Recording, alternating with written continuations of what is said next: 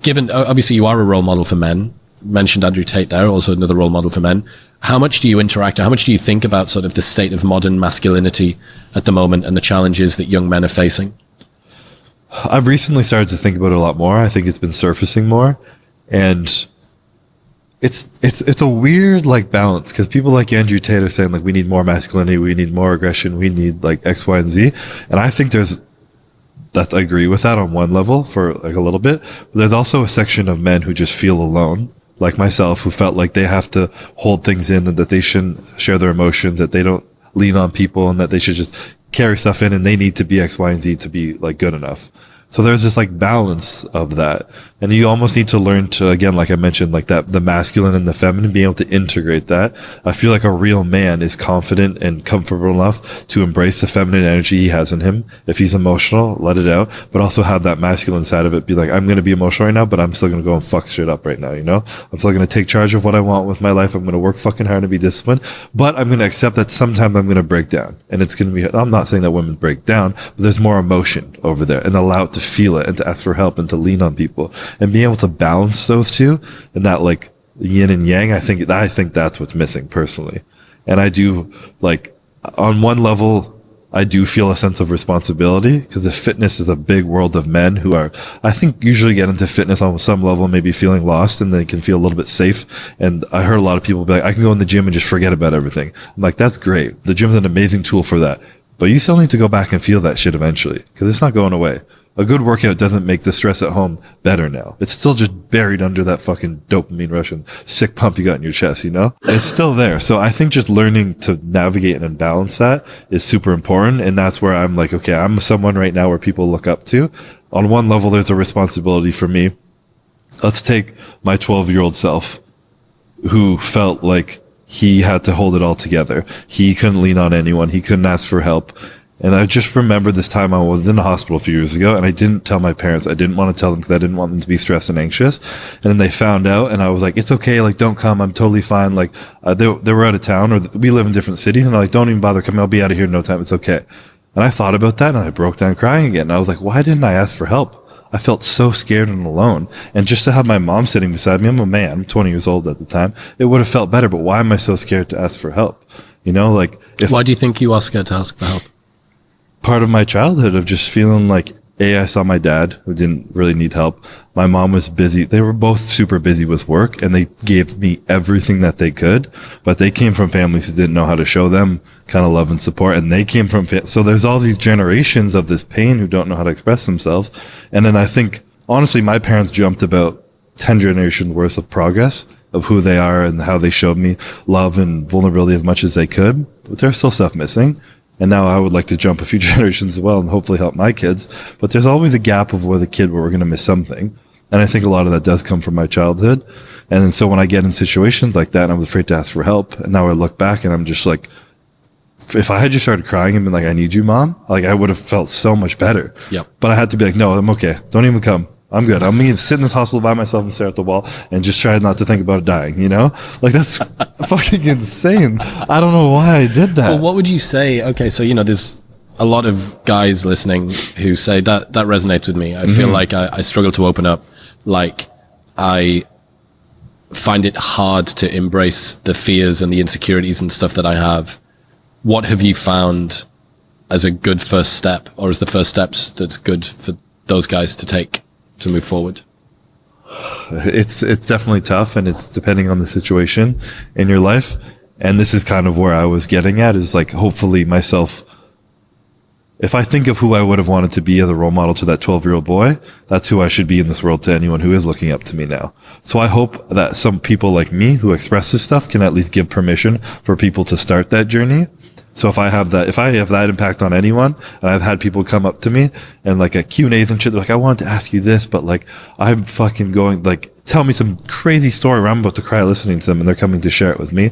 And I'm like, fuck, man, like that's deep. You need people to lean on. And they're like, I don't know what to do. So my advice to those people would be to understand that hopefully you have someone in your life who loves you, And if they love you, they want to help you. They might not know how to ask you because they weren't given that help. So sometimes you have to put yourself out there and be like, and just open yourself up to them and allow them to see deep inside you. Because not everyone can read your mind and like dive deep into your skull just because of your like, you have a different look on your face today or something, you know? So if you have people you love, lean into them. And if you really don't feel safe with anyone in your life, that's scary. And I feel horrible for anyone who feels that alone, but find a therapist or something. I did have people I could lean on and loved in my life, but I went to a therapist before even them. And back in 2020, when I told you that thing I can't talk about, that was really hard on me. I buried all that and then I went to a therapist and started talking to them. And I thought I'd never be able to open up to someone, some stranger, I don't know. First session, fucking crying on this couch. And I was like, holy shit, there's a lot of stuff inside me right now. And so much of my journey for the last 5 years have been understanding how much stuff I've suppressed and didn't know what was there and allow it to come up. And the amount of like, how light my heart feels and how light my body feels when I kind of get some of that out, it just helped me so much. You can really tell that you feel more sort of aligned just with it. I just feel good with myself overall. And I know, like I said earlier, I got emotional just thinking about like the people I've had in my life. And now it was Courtney, the amount our relationship has built over this span of time of me being able to bring myself out more and share with her. We were engaged and now I'm like, I don't fucking even know what a ring is, but I'm going to fucking die with this girl by my side because nothing's going to tear us apart. Because we've built that connection through that trust. Remembering what you said about, don't necessarily expect people to be able to pick up on the fact that your face looks a bit different today. Yeah. She had to ask you 4 times in the bathroom. Yeah. And I was lucky as hell that she's such a empath type of human. She's super emotional and she was able to see me. But if not, who knows if I would have shared that with her. Yeah. Either, empath or unrelenting, perhaps. Like, bit of both. They're going to keep on asking and keep on asking and keep on poking. Yeah. I really do think that this tension, we talked about this sort of tension between a desire for success and a feeling of being enough, between wanting to be strong and competent and also being able to integrate the emotions that you have. It is so individual. And the point is that trying to take any one philosophy from someone and saying, I am going to take the Andrew Tate, or I'm going to take the Chris Bumstead, or I'm going to take the Chris Williamson approach to this sort of a thing, fundamentally doesn't work because the drivers that you have are completely different. Yeah. And I think that the only thing which really does scale is, okay, try and find out what's true in you. Try and find out how you actually feel about these things. I have a friend who's staying in Austin at the moment, a guy called George, and when anybody asks him about his childhood, and everyone's supposed to have got like shit from their childhood, he has nothing. Yeah. He has absolutely nothing. Like, my childhood was fantastic. Did you ever get bullied? No, I had loads of good friends and I have no baggage. I have no trauma. I have no nothing. So for him, the solution is completely different. Yeah. The solution is completely different to the one that it is for maybe me or you.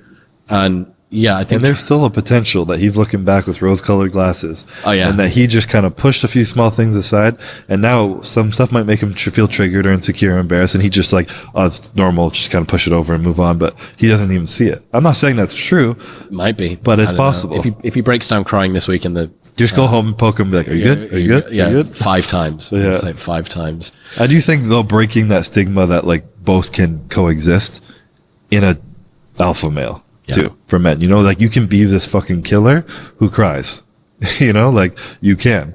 And I mean, I'm not a deep religious person, but you look at someone like Jesus Christ, the night before he got crucified, the Bible says he was weeping, he was scared. When he was carrying the cross, he was stumbling, he was falling, he had to have people help him. Like, this is the epitome of the archetypal, like, human, and he struggled, he cried, he was scared, and he was sacrificed for everyone. Like, that's a story that's old as time that was equally showing that. But you don't think Jesus was a fucking badass motherfucker? Like, I think he probably was, So I think there's an ability to intertwine that. And sometimes people come out of the woodworks like Andrew Tate, who are just so far one way. Yep. Like, this is being a man. And then there's people who are too far the other way, who are like, you need to be sensitive and cry, and who cares about winning and all this shit. And it's like, no, like, I want to be the best version of myself. And that's my biggest goal. But underneath that, I want to fucking win. I want to fucking embarrass everybody on stage. But when I don't, I'm not any less of a man. Yep. I'm still just as, like, I still value myself. I'm just as worthy of a human being, but that's just, I still want to fucking fuck shit up over there, Yeah. So being able to intertwine that and just believe that they can coexist, I think is something just super important to set off on that journey.